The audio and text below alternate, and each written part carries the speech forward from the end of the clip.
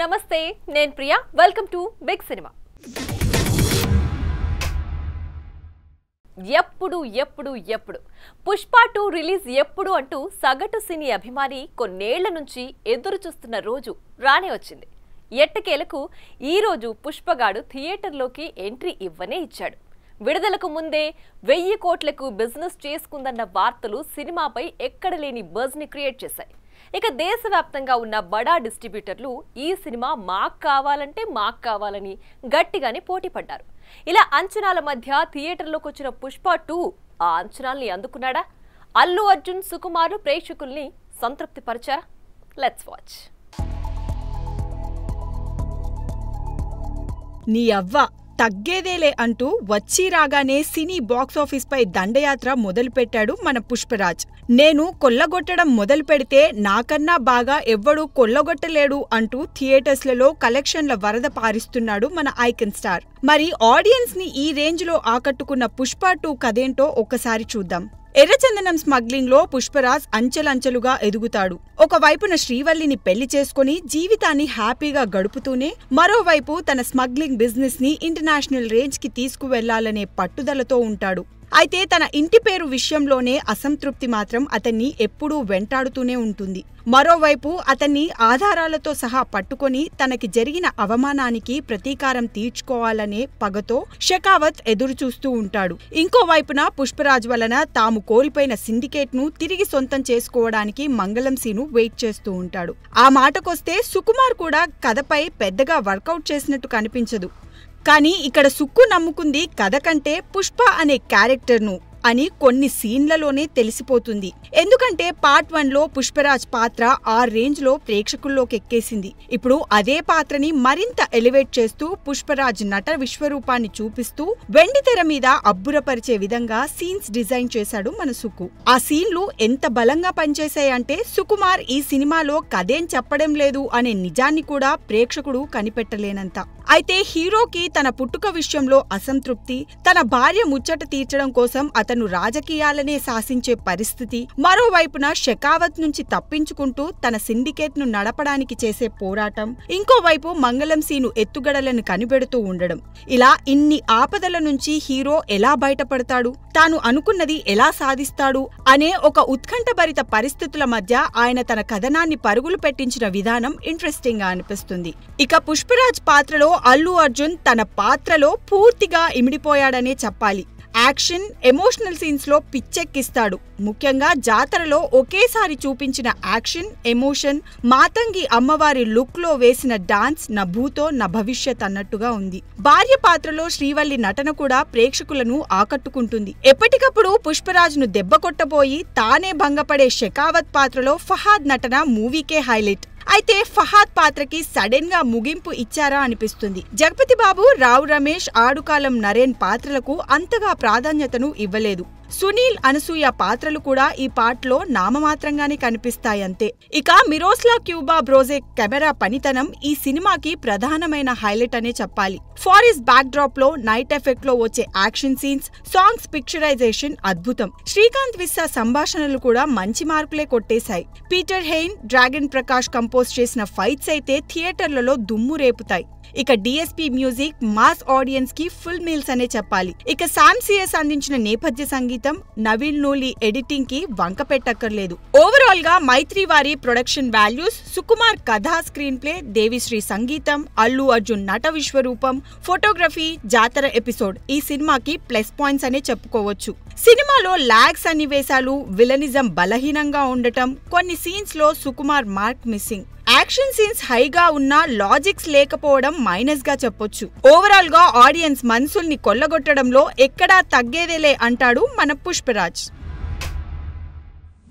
Action faction సినిమాలు ఇండస్ట్రీని ఏలుతున్న ఆ కాలంలోనే మైథలాజికల్ బ్యాక్ డ్రాప్ ని మరోసారి ఆడియన్స్ కి సరికొత్తగా పరిచయం చేశాడు ఈ టాలీవుడ్ స్టార్ అలా అప్పుడే ప్రయోగాలకి పెద్దపీట వేసి ఆడియన్స్ చేత మెప్పు పొందిన ఈ స్టార్ హీరో తాజాగా ఆ మైథలాజికల్ సినిమాకే మరోసారి సీక్వెల్ చేస్తాడంటూ వస్తున్న వార్తలు నెట్టింట తెగ సందడి చేస్తున్నాయి ఆదిత్య 369 యాక్షన్ ఫ్యాక్షన్ అంటూ మూసాగా వెళ్తున్న తెలుగు సినిమాకి మరోసారి మైథలాజికల్ మార్గాన్ని చూపిన ఈ సినిమా అప్పట్లో విమర్శకుల ప్రశంసలతో పాటు ఊహించని కలెక్షన్లని కొల్లగొట్టింది. ఈ సినిమా బాలయ్య కెరియర్ లోనే కాదు, తెలుగు సినిమాలో ఒక ట్రెండ్ సెట్టర్. ముఖ్యంగా టైం ట్రావెల్ కాన్సెప్ట్ ఆడియన్స్ ని మెస్మరైజ్ చేసింది. బాలయ్య పోషించిన రాయలువారి పాత్ర ప్రేక్షకుల మనసులలో నిలిచిపోయింది. అలాంటి క్లాసిక్ కి సీక్వెల్ అంటే అంచనాలు తారాస్థాయికి చేరుతాయని చెప్పడంలో సందేహం లేదు. బాలయ్య కథానాయకుడిగా సింగీతం శ్రీనివాసరావు దర్శకత్వంలో తెరకెక్కిన ఈ క్లాసిక్ మూవీకి సీక్వెల్ వస్తుందన్న వార్తలు గత కొన్నేళ్లుగా సోషల్ మీడియాలో చక్కర్లు కొడుతూనే ఉన్నాయి. ఎప్పటి నుంచో ఈ సీక్వెల్ చేయాలన్న ఆలోచన ఉందని బాలకృష్ణ అడపాదడపా అనడం వింటూనే ఉన్నాం. ఇక బాలయ్య సొంత కథనాలతో తన వారసుడు మోక్షజ్ఞని ఈ సీక్వెల్ తోనే లాంచ్ చేయాలని అనుకున్నారు కూడా. అయితే స్క్రిప్ట్ పనులు ఓ కొలిక్కి రాకపోవడంతో అది జరగలేదు. అయితే ఎట్టకేలకు స్వయంగా బాలయ్య నుంచి ఆదిత్య 369 పై అధికారిక ప్రకటన రానే వచ్చింది. Unstoppable season 4 latest episode promo ద్వారా ఇది రివీల్ అయ్యింది. ఆదిత్య 369 కు సీక్వెల్ గా ఆదిత్య 999 రానుందని, దీనిలో మోక్షజ్ఞ హీరోగా యాక్ట్ చేయనున్నాడని సమాచారం. ఇక ప్రస్తుతం దీనికి సంబంధించిన పనులు జరుగుతున్నట్టు తెలుస్తోంది. త్వరలో ఇది పట్టాలెక్కి అన్నీ కుదిరితే 2025లో విడుదల చేసే అవకాశం ఉందన్నమాట. చూడాలి మరి తండ్రికి గొప్ప పేరు తెచ్చిన ఈ మైథలాజికల్ క్లాసిక్ ని కొడుకు ఎలా మెప్పిస్తాడో. నిర్మాతగా ఎన్నో బ్లాక్ బస్టర్స్ తీసి స్టార్ డైరెక్టర్స్ ని సైతం ఇండస్ట్రీలో లాంచ్ చేసి గత కొన్నేళ్లుగా సినిమాలు తీయకుండా సైలెంట్ గా ఉన్న ఈ స్టార్ ప్రొడ్యూసర్ ఇప్పుడు నేను సినిమాలు తీస్తా అంటూ రెడీ అవుతున్నాడు.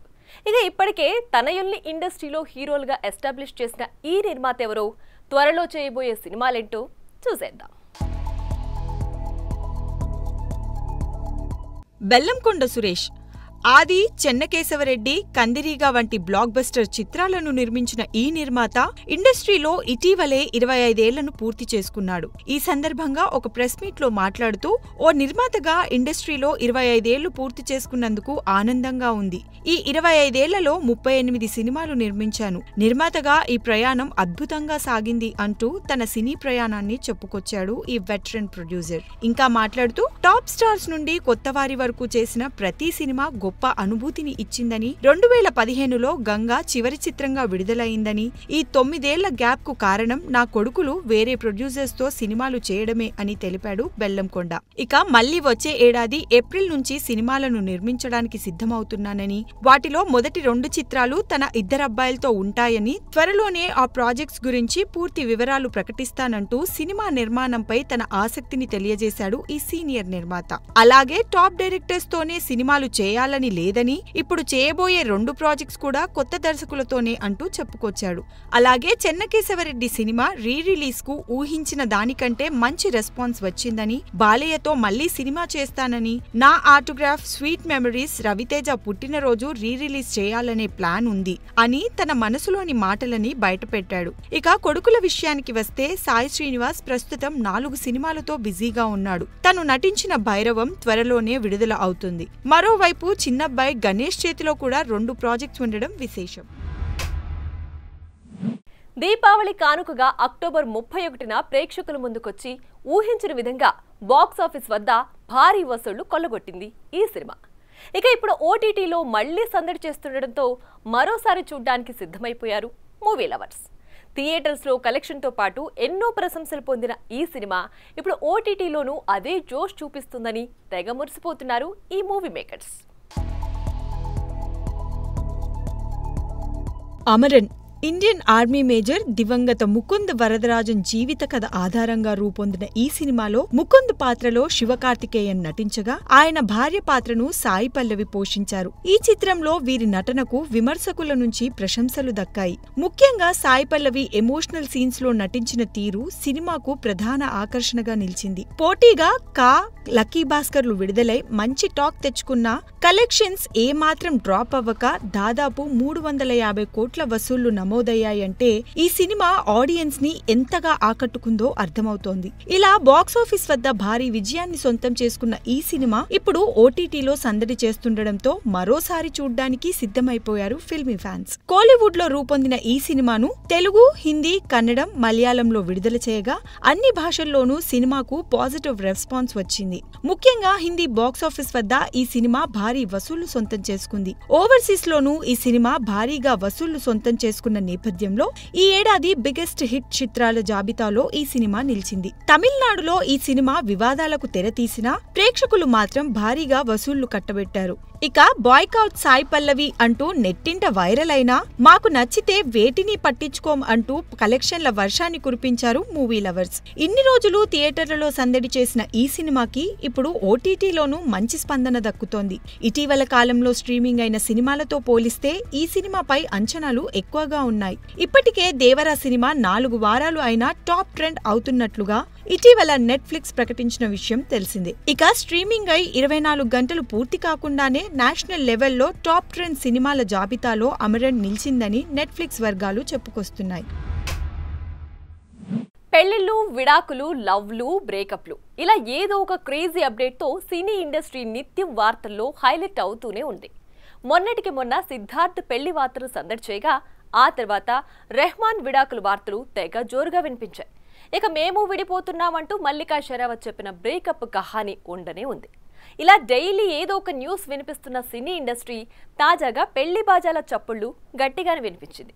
ఎప్పుడెప్పుడు మా హీరో పెళ్లిపీటలు ఎక్కుతాడా అని ఎప్పటినుంచో ఎదురు చూస్తున్న అభిమానుల కోరిక నెరవేరుస్తూ పెళ్లిపీటలెక్కి తన ప్రేయసి మెళ్ళు 3 ముళ్ళు వేశాడు ఈ అక్కినేని అందగాడు. ఎప్పుడెప్పుడా అని ఎదురు చూస్తున్న నాగచైతన్య, శోభితాల పెళ్లి ఎంతో ఘనంగా జరిగింది. పెళ్లికి సంబంధించిన ఫోటోలు ప్రస్తుతం నెట్టింట్లో చక్కర్లు కొడుతున్న విషయం తెలిసిందే. తాజాగా వారి పెళ్లికి సంబంధించిన ఓ వీడియో బయటకు వచ్చింది. దాంట్లో చేయి తాళి కడుతుండగా శోభిత ఎమోషనల్ అవ్వడం కనిపిస్తోంది. కొద్ది మంది అతిథుల మధ్య నాగచైతన్య, శోభిత కళ్యాణ వేడుక అట్టహాసంగా జరిగింది. కెరియర్ లో ఓ రేంజ్ లో ఉన్న సమయంలోనే టాలీవుడ్ యంగ్ హీరో నాగచైతన్య, సమాంత ప్రేమించి పెళ్లి చేసుకున్న విషయం తెలిసిందే. ఈ ప్రేమ జంటను చూసి అందరూ టాలీవుడ్ స్టార్ కపుల్ అంటూ సినీ అభిమానులు, ఫ్యాన్స్ మురిసిపోయారు. ఇక వారిద్దరి మధ్య ఏం జరిగిందో కానీ వ్యక్తిగత కారణాలతో ఈ జంట విడిపోయారు. ఇక విడాకులిచ్చిన కొద్ది రోజులకే నాగచైతన్య, శోభిత ధూళిపాలతో రిలేషన్ మెయింటైన్ చేస్తున్నట్లు గాసిప్స్ వినిపించాయి. వాటిని నిజం చేస్తూ ఇటీవల వీరిద్దరూ ఆగస్టు 8న నిశ్చితార్థం చేసుకున్నారు. దాన్ని నాగార్జున తన సోషల్ మీడియా అకౌంట్ ద్వారా తెలియజేసిన సంగతి కూడా తెలిసిందే. ఇక ఎప్పుడెప్పుడు పెళ్లి జరుగుతుందా అని ఎదురు చూసిన అక్కినేని అభిమానులు తాజాగా జరిగిన శోభిత పెళ్లి ఫోటోలను, వీడియోలని సోషల్ మీడియాలో షేర్ చేస్తూ తెగ మురిసిపోతున్నారు. నిన్నటికి నిన్న అక్కినేని వారింట పెళ్లి బాజాలు మోగగా త్వరలోనే మరో Tollywood star hero arranged marriage చేసుకునేందుకు సిద్ధమవుతాడన్న వార్తలు సోషల్ మీడియాలో తెగ వైరల్ అవుతున్నాయి. స్టార్ ప్రొడ్యూసర్ కొడుగ్గా ఇండస్ట్రీకి పరిచయమై మొదటి సినిమాతో సెన్సేషనల్ హిట్ అందుకున్న ఈ కుర్ర హీరో టాలీవుడ్ టాప్ హీరోయిన్లందరితో నటించడం విశేషం. మరి ఎవరా హీరో, ఏంటా స్టోరీ? బెల్లంకొండ సాయి శ్రీనివాస్ అల్లుడు సీను సినిమాతో తెరంగేట్రం చేసిన ఈ టాలీవుడ్ హీరో ప్రస్తుతం నియో నోయిర్ యాక్షన్ డ్రామాగా రూపొందుతున్న భైరవం సినిమాతో ప్రేక్షకుల ముందుకు రానున్నాడు. ఈ నేపథ్యంలో ప్రముఖ నిర్మాత శ్రీనివాస్ తండ్రి బెల్లంకొండ సురేష్ మీడియాతో మాట్లాడుతూ సాయి శ్రీనివాస్ పెళ్లి గురించి ఆసక్తికర వ్యాఖ్యలు చేశాడు. ప్రస్తుతం 4 సినిమాలు చేస్తూ లైఫ్ లో సెటిల్ అయిన సాయి శ్రీనివాస్ తో ఏప్రిల్లో ఇంకో సినిమా స్టార్ట్ చేస్తానని, ఇక శ్రీనివాస్ పెళ్లి ఆల్మోస్ట్ ఫిక్స్ అయిపోయినట్లే, అది కూడా అరేంజ్డ్ మ్యారేజ్ అని, వచ్చే సంవత్సరంలో ఈ పెళ్లి ఉండొచ్చని తెలిపాడు. దీన్ని బట్టి కొత్త సంవత్సరంలో బెల్లంకొండ ఒక ఇంటివాడ అవనున్నాడని తెలుస్తోంది. ఇక బెల్లంకొండ సినీ కెరియర్ విషయానికి వస్తే విజయ్ కనకమేడల దర్శకత్వం వహిస్తున్న భైరవం సినిమాలో నారా రోహిత్, మంచు మనోజ్లతో కలిసి కీలక పాత్రలో కనిపించనున్నాడు. ఈ చిత్రాన్ని శ్రీ సత్యసాయి ఆర్ట్స్ పై కె రాధామోహన్ నిర్మిస్తుండగా ఇందులో 3 హీరోయిన్స్ నటించడం విశేషం. ఇక ఈ మూవీని డిసెంబర్ 20న రిలీజ్ చేస్తామని ఇప్పటికే ప్రకటించారు మూవీ మేకర్స్.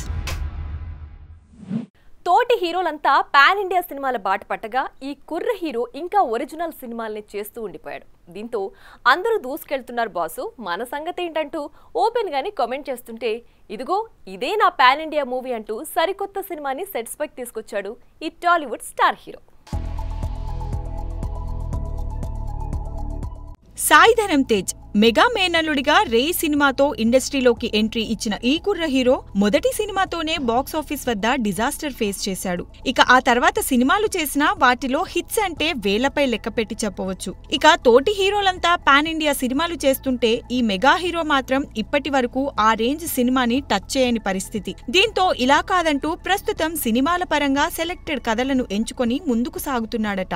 ఈ క్రమంలోనే రొటీన్ కి భిన్నంగా కార్తిక్ వర్మ దండుతో కలిసి చేసిన విరూపాక్ష సినిమా సూపర్ సక్సెస్ అయింది. ఇక ఇప్పుడు ఈ సినిమాకి సీక్వెల్ కూడా డైరెక్టర్ ప్లాన్ చేస్తున్నాడన్న వార్తలు వినిపిస్తున్నాయి. ఏది ఏమైనా కూడా తనదైన రీతిలో సత్తా చాటుకుంటూ ముందుకు దూసుకు వెళ్లకపోతే మాత్రం నంబర్ గేమ్ లో వెనకబడిపోవడం ఖాయం. కెరియర్ మొదట్లో స్టార్ హీరోగా మారిన తేజ్ ఆ తర్వాత అంత జోష్ చూపించట్లేదనే చెప్పాలి. ఇక మధ్యలో యాక్సిడెంట్ అవ్వడం వల్ల కూడా అతని సినిమాల మీద కొంతవరకు ఎఫెక్ట్ అయితే పడింది. ఇక మీదటైనా చేయబోయే సినిమాలతో మంచి విజయాలను సాధిస్తే స్టార్ హీరోగా ఎదిగే అవకాశాలను కొట్టేయలేము. పైగా మెగా ఫ్యామిలీ అండా ఎలాగో ఉంది. ఇకనైనా సరైన సినిమాలు చేసుకుంటూ మంచి విజయాన్ని సాధిస్తే స్టార్ హీరోగా ఎదిగే అవకాశాలైతే పుష్కలంగా ఉన్నాయి. చూడాలి మరి సరికొత్త సినిమాలతో పాన్ ఇండియా స్టార్ అవుతాడో లేక తలాతోకా లేని సినిమాలు తీసి బొక్కబోర్లా పడతాడో. చూసారుగా, ఇది ఇవాల్టి బిగ్ సినిమా ముచ్చట్లు. Keep watching big TV.